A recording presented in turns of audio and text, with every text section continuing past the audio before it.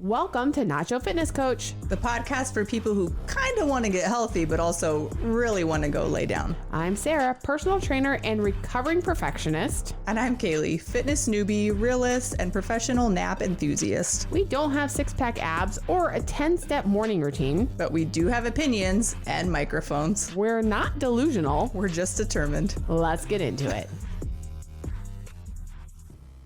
Okay, so we did a thing, and no, it's not another bad idea from Caleigh. Debatable, but this time it turned out amazing. We made downloadable guides from Nacho Fitness Coach. They're the perfect mix of fitness-ish and unfiltered chaos. Here's what's inside. The Crap Fitness Told You, the No BS Myth-Busting Guide, Quit Being a Little Bitch, the 30-Day Challenge to Build Habits, Workouts that don't suck, fast workouts that don't make you miserable, and Feed Yourself, damn it, a simple meal plan for real people. And because we know you love options, boom, bundles. The half-ass option, the BS-free basics, and our crown jewel, literally everything you need except willpower. Find them all at nachofitnesscoach.com. Download instantly, print them, tape them to your fridge, whatever works. Or just let them collect digital dust like everything else you've ever downloaded. We don't judge much.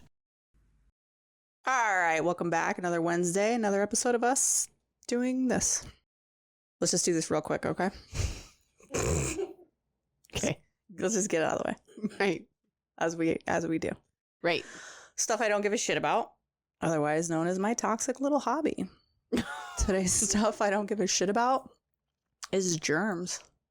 Sorry, not sorry. I don't give a fuck.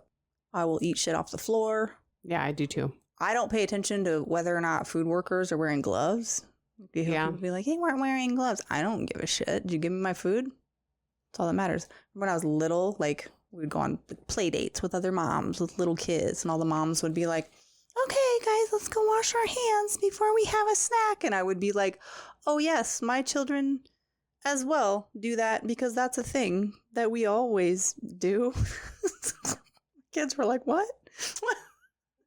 They're like, "There's not even any mud on them." I don't actually remember washing my hands. I think before even like my first corporate job. Like, no. I think I made it all the way through college, and that was not a thing. I grew up on a farm.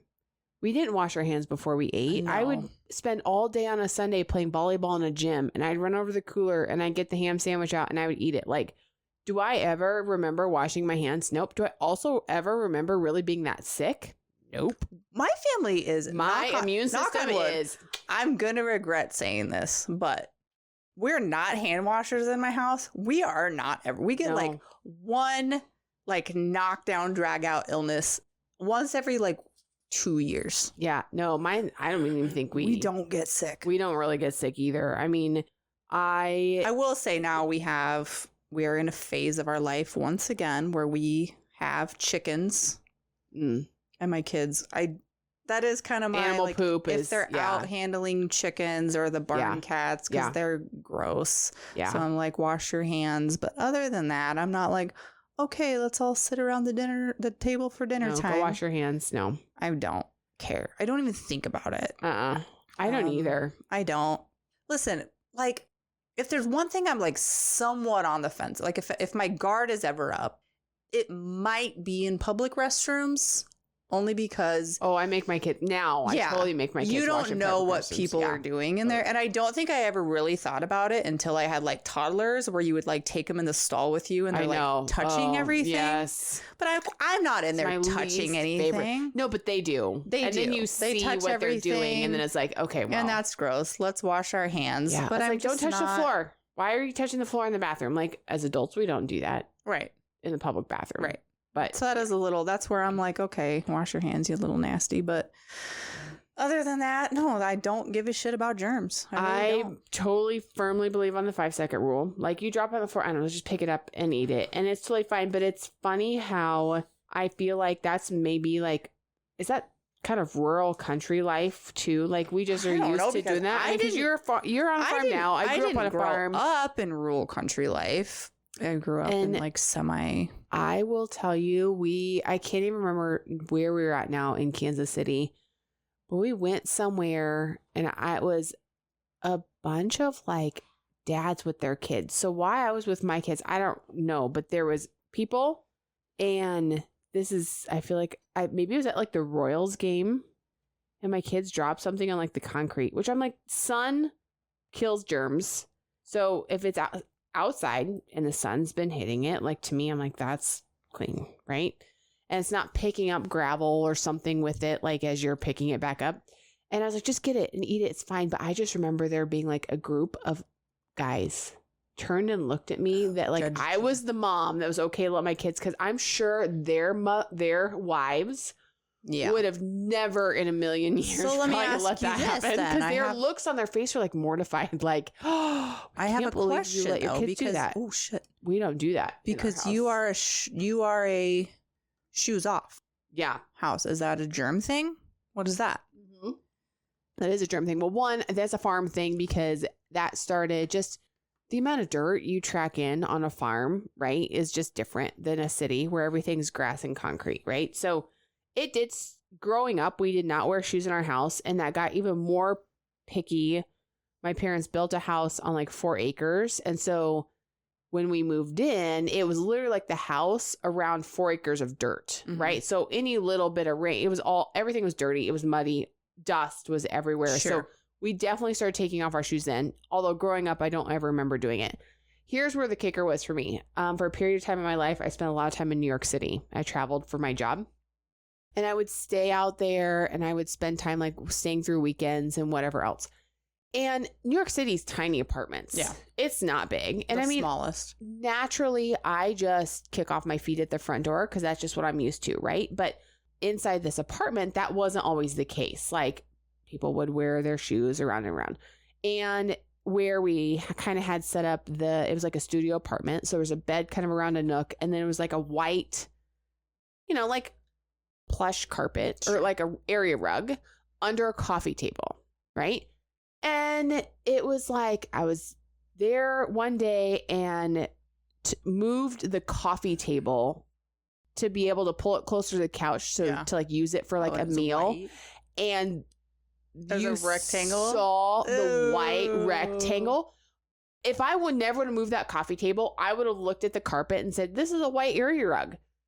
But when I moved it and saw the rectangle and like just the street filth that got drug in on the bottom of shoes and then walked around on the area rug, I was like, and then in the city, like everyone's always hosing down the sidewalks because it will smell like pee. They put their garbage out on the street. And so, there's trails of like garbage, so everyone's always hosing it down. Like, we are walking over and across that all of the time. Yeah. And then seeing that, I was like, ooh, yep. Okay. That. So that's fair. So we're not a shoes off house, but we probably should be. It's just kind of like a battle I've just chosen not to fight, I guess. It's a non-starter when I think about it. But like also we have like gray carpet that we've had for 10 years, which probably, if it were white, it wouldn't be anymore. Right. It's probably not the same shade of gray it was. Yeah. And there's just been different times where surprisingly, for as anti-germ, like I don't really care about germs. There is just something about that on my feet. I don't know. I think fair. Germs are like next public restrooms. Again, you start paying attention to the cleanliness of public restrooms, especially when you have a toddler, and just seeing like what they're touching. And then you're looking and I'm like, oh my gosh, I'm actually stepping on that tile. And that does not look like, and then I'm like, then you go in your house. So that's. I remember when when COVID hit, my oldest was 5. Yeah. And she had her first loose tooth, and that was like culturally, like, keep your hands off your face, out of your mouth. She constantly had her fingers in her mouth wiggling this tooth, and it was like we were kind of getting back to like, maybe we can kind of be around people. Right. And I'm like, get your hands out of your mouth. Like, not that I care, right? But it was so everybody was like hyper fixated on those kinds of things. So other than, there's a time and a place, but for the most part, I don't give a shit about germs. No, I do not. And you know what? Me and my kids are all still very much alive. So yeah, I've never gotten into the hand sanitizer thing. No. Who has the time? I don't have things like, I don't know. That was just never on my radar either. If you see me doing it, if you see me applying hand sanitizer or you see me washing my hands, it's performative. It's a farce.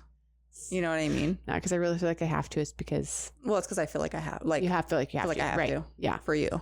For me. Not for anybody. For whoever. else judging. For the audience. For the audience. Somebody else paying attention. Anyway. Yes. And if you love to wash your hands and if you love to be clean, I also don't give a shit. That's fine. You do you. You do you. It's fine. Whatever helps you sleep at night. Yep. To each their own. So. Okay. This is the time of the season where I bring Yeah, it's your turn. a topic. The one time, probably one and only time. Maybe. We'll see. I found an interesting video. Now I want to give full disclosure here, Alan. You might need to pay attention. I did close my computer. It'll be fine, don't you think? I don't think so. We were all connected into the Bluetooth. Right. And I think maybe, sorry, folks. We were all set up. Alan's mad at me now. Furious. Do we got to do the whole thing again? Just try to push play. I did. Oh. Hold okay. on. Yeah, no. No. Okay. Sorry. I'm sorry. So I'm sorry. I can set it up a little bit then while you guys are working through that troubleshooting. So there, as we all know. You hear it, Alan?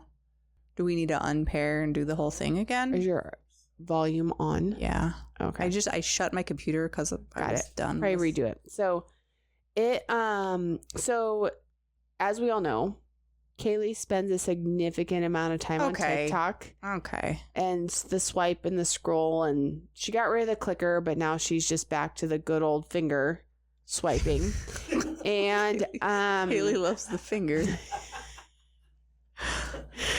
So, you know, there is, and it's funny because it's like, I actually saw this pop up. So it crossed over either to Facebook or Instagram at one point. Oh, you did see it pop up. I did see it pop up at one point, and then, or maybe it was an article that people were talking about it, and then it linked to all of these videos on TikTok where people are obsessively talking about this idea of aggressive cuts.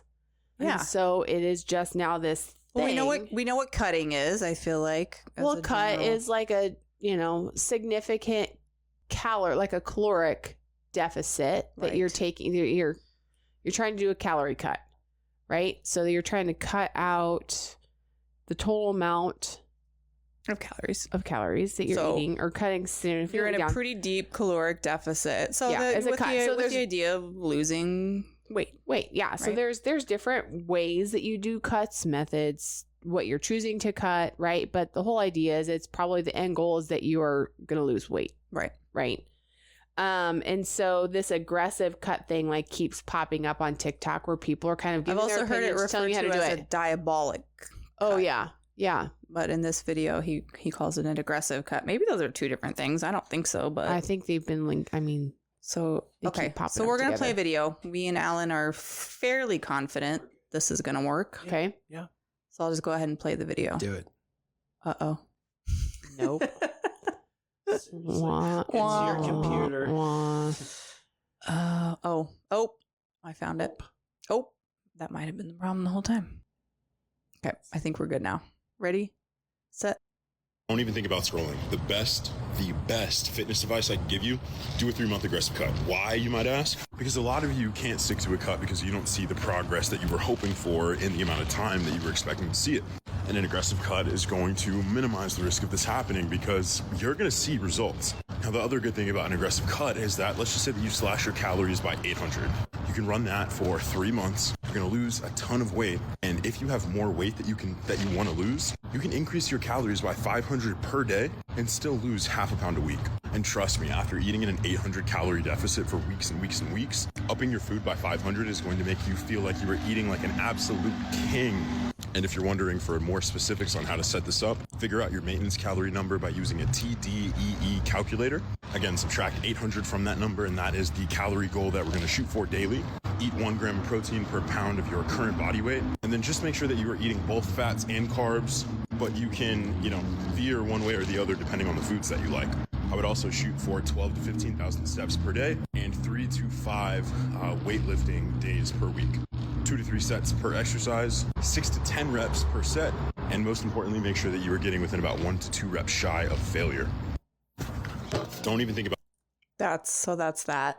So I was taking notes as far as like his formula Okay. at the end that he was like spouting off. Yeah, because you can do the aggressive cut, but you also need to be doing all these things. Is that what you were?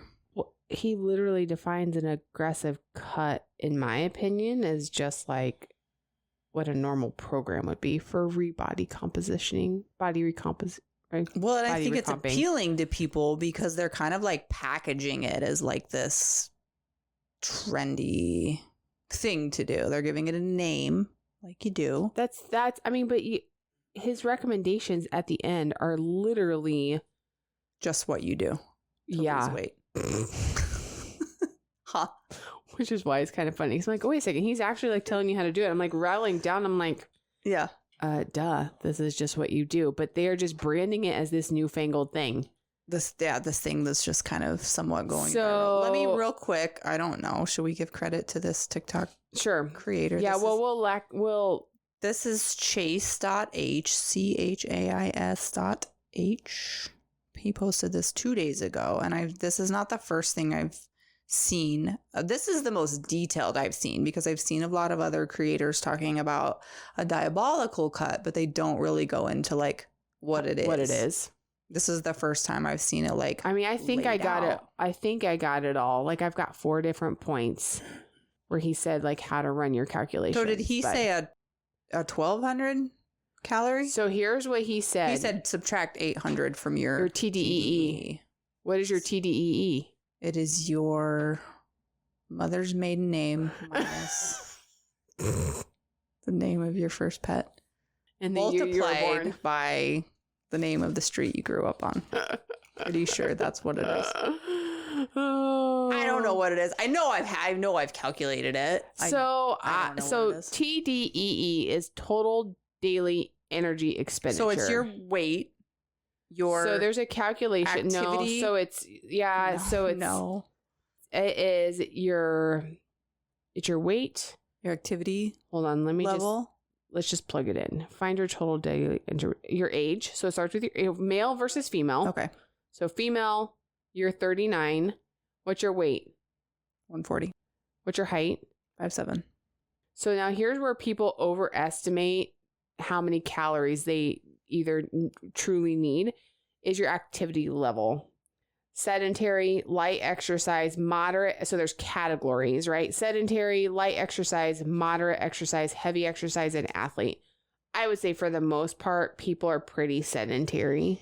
Not me. You think you have light exercise? I give you light. What's one above that? Moderate exercise, 3 to 5 days a week. Okay, so with that, we're going to take just a quick little ad break.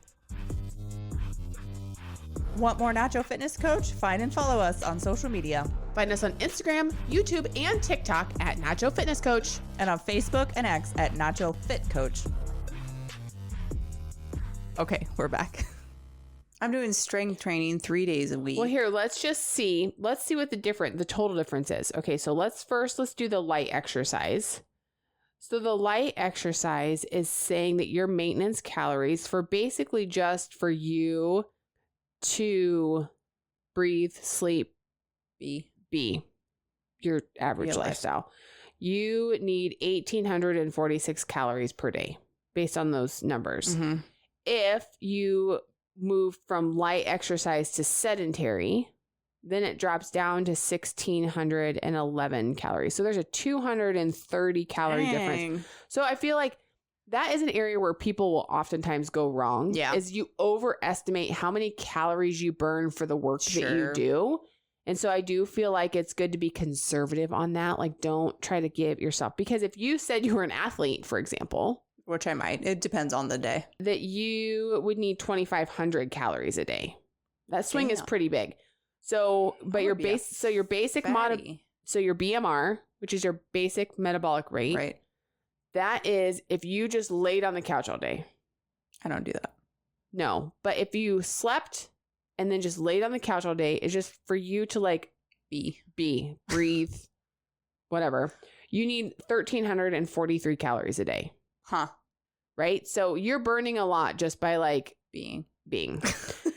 So, then it jumps to 1,600, 1,846. So there's like a 200 calorie jump with every level. So is there somewhere that I don't know, that can be like, you can like hone that in better? Like, I don't know, to where you can like let some program know like what you do so that you're not just taking a shot in the dark and guessing what your activity level is? I mean, you can wear like trackers, and a lot of times your activity trackers will guesstimate how much they feel like you are burning, right? Like the different watches and stuff. So there's some wearable technology that will estimate how much you're burning. So, Sure. But anyways, you take a look at this, and like, let's say you are at light exercise for 1846. So then he said to minus 800. Yeah. Which would put you at like 1,000 calories a day. Personally, for women, I would say never go under 1,000 calories a day. Right. Mostly because your hormone, men too. I mean, men need hormones too. Like your hormone production also needs to have. Well, this brings up an interesting point, which I also want to go into, is the comments on this video. Okay. Well, okay, can we finish the recommendations, or you want to move into the comments? Go ahead. Okay, so a lot of programs will tell you to try to be in a 3,500 calorie deficit for the week, which if there's 7 days a week, they would tell you 500. Right. So they're like, okay, just put an extra 300 calorie deficit. Right. Fine. That makes it aggressive. But they still want you to have 1 gram of protein per pound. Yep. That's what he said. So you're eating a ton of protein to support your lean muscle. But see how he kicks it up a notch on just your general activity. 12 to 15,000 steps a day. Yep. That's a lot of steps for people. That's a lot. That is a lot. And he's telling you to strength train 2 to 3 times a week, 2 to 3 sets of exercise for 6 to 10 reps. So it is a little bit aggressive. It's a pretty aggressive, like, but honestly, like if you're operating, I don't really know how long you can do this. Cause I mean, I don't choose to cut my calories that much. I was always brought up in a system and a firm believer that like you eat your food, but then you add cardio. Yeah. So if it was me, I would rather say do your TDEE at 500, but then go out and have to do, burn 300 calories in cardio. That way you're eating more, burning. So the deficit's the same, but and not just taking out of your nutrition. But that's me personally. So okay, there we go. Okay, so now let's go with the comments. What do they say? How do they roll? So not the top comment, but it's kind of up at the top. It is kind of an overwhelming, resounding. Women, this is not for us. Another one says, women, listen to me. This only works for men. Our hormones will be fucked up and the cortisol loss of lean mass will be too great. I am a she says she's a physiotherapist, but she spelled it wrong. That's PT. And physiotherapist and master's in sports medicine. This guy said, I'm not eating 1,200 calories a day as a 215-pound male. Tara says, we have periods, so that can't work. Oh, we're going to unpack. What does that have anything to do with it? I don't get it, but okay. Got on the wrong video. Sorry, excuse me, technical difficulties. Yeah, so, I mean... ladies, no. Yeah. If you care about your muscle mass, do not do an aggressive cut as you'll forfeit your mass for a leaner look.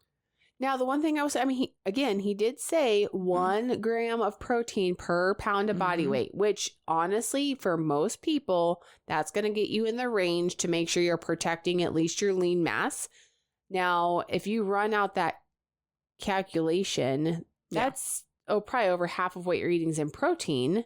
Right. Well, you need healthy fats in there to support your hormones.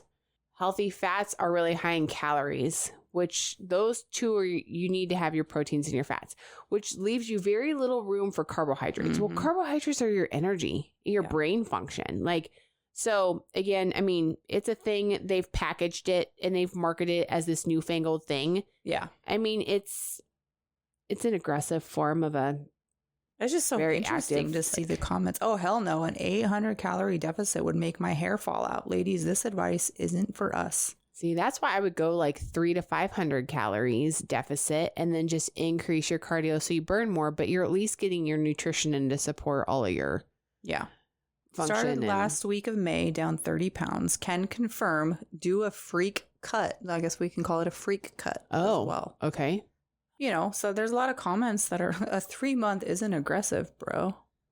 I feel like, too, it also just kind of depends on what your goals are, right? I mean, It's the first time I've ever heard you say that. If you are someone, say, that weighs 280 and your cholesterol is really high, your energy is really super low, and you've got 100 pounds to lose, okay, maybe it helps you get there a little bit faster so you see the results, so you get that motivation to kind of keep going.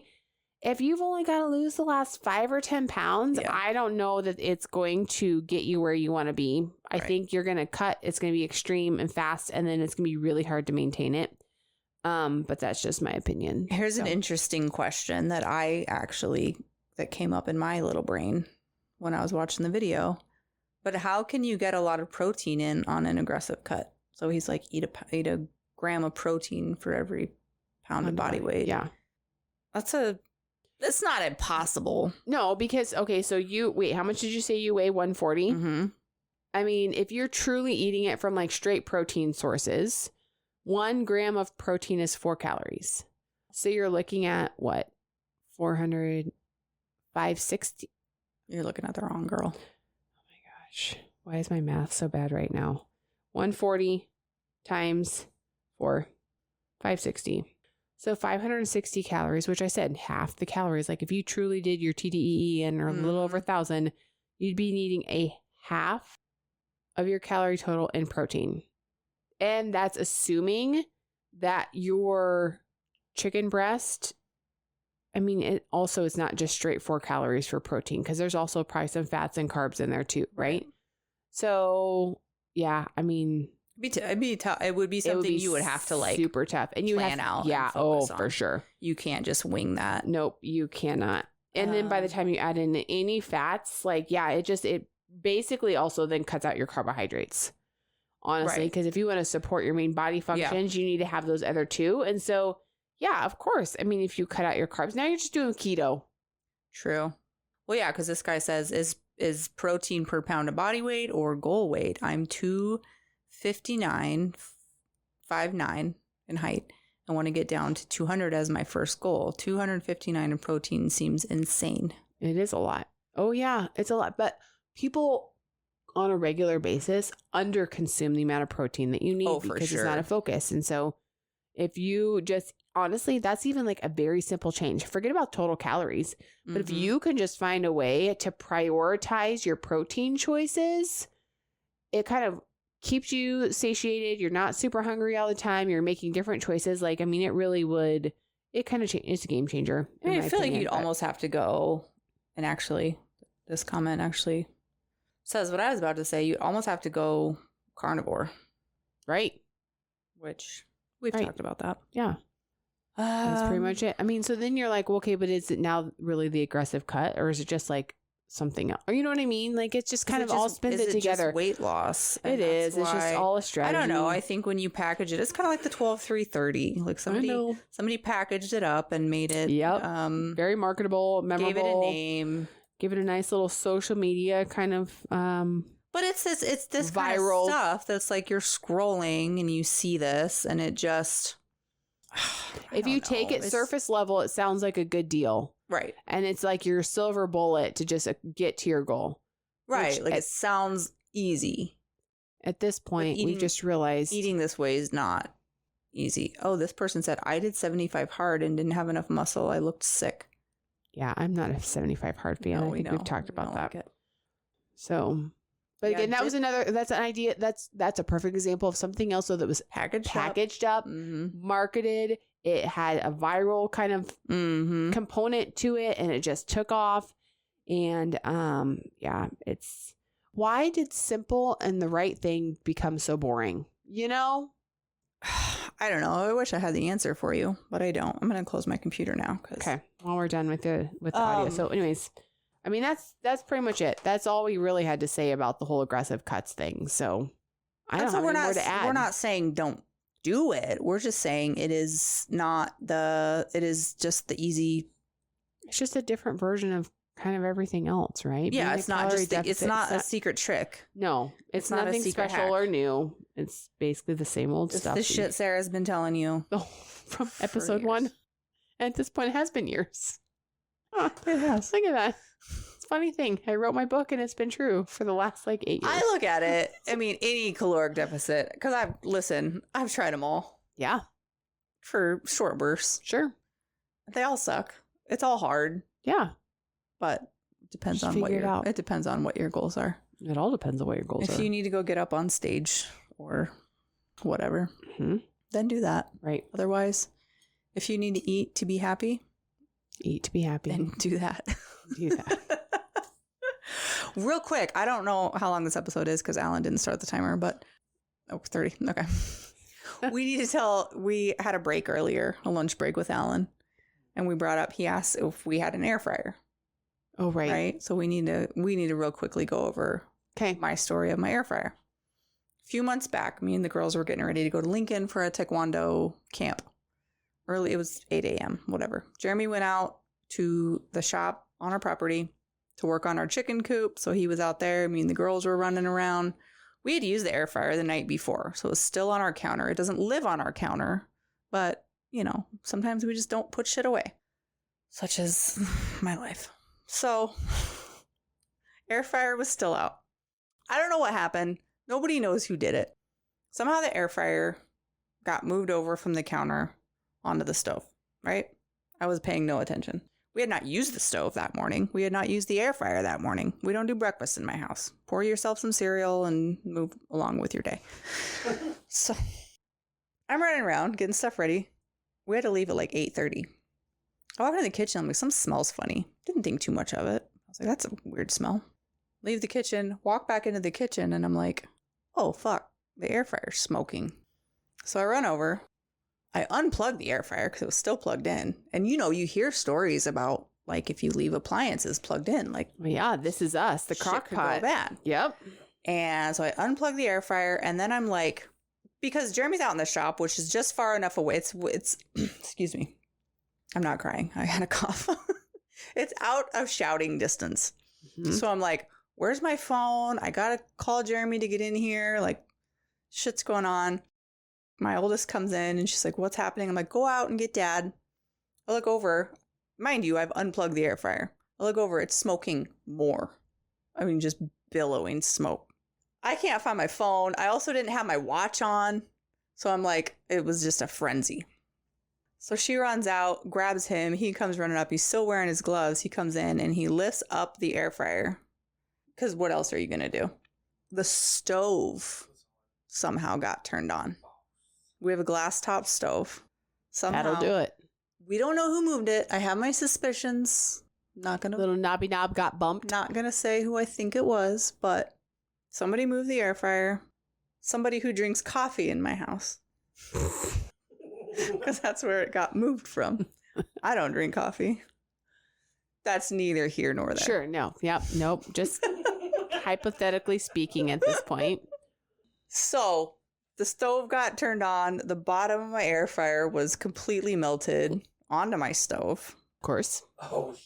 Thank God it wasn't. Thank God the sequence of events didn't happen in a different timeline because me and the girls would have been gone. Right. He would have been out in the shop. He's not paying attention to the house nor going in and out of the house. Mm-mm. Could have been bad. It could have been really bad. The house stunk to high heaven. That melted plastic smell was terrible. And I'm just getting to the point because my oldest is 11. My youngest is 8 now, almost 8. So I'm like, I can leave them alone for short periods of time. But except for when something like this happens and then all of a sudden you're like, if there's one thing about me, it's that I have super severe anxiety about just stuff that probably is never going to happen. Right. Like that. Fire's a scary one though. Fire's a scary one. And before we obviously realized that it was the stove, I'm thinking, oh my God, the air fryer just spontaneously because it was left plugged in. Right. This could have happened overnight. Oh, this could have happened at any point. Yep. So, Alan, that's the story of why I do not currently own an air fryer. That's that. I will again. We need to get one because they're amazing appliances. But I just want you to warm up your tortilla chips. Right. You didn't know it would go in this whole... Look at this Pandora box that you just opened. I'm depressed now. I was traumatized. Jesus. Well, and like the stove knobs are up at in the back, you know. So like in the air fryer has like the handle and all that. So I don't know. It got moved over and the knob got bumped, and so we had to scrape plastic off of the glass top stove. I can still smell it from time to time when we start that side of the stove. Oh yeah, it's still there. There's some terrible smell. So it's fine. We're all fine. Everybody survived it. We're all traumatized, and yeah, it brought a new fear. I can't leave my kids alone now. Right. Because things can just catch on fire. R.I.P. air fryer. So that's all. All right. So, ladies and gentlemen, if we learned anything today, don't set things on your stove because you just never know when a knob might get bumped. Just leave it clear. Leave it clear. So there we go. Until next time. Bye. Thanks for listening. Be sure to head over to our Instagram at Nacho Fitness Coach and let us know how you feel about the topic. Do you love it or hate it? Also, don't forget to hit that subscribe or follow button wherever you're listening. And if you like our podcast, leave us a rating. See you next time. You've been listening to Euphony Innovatives Sonified.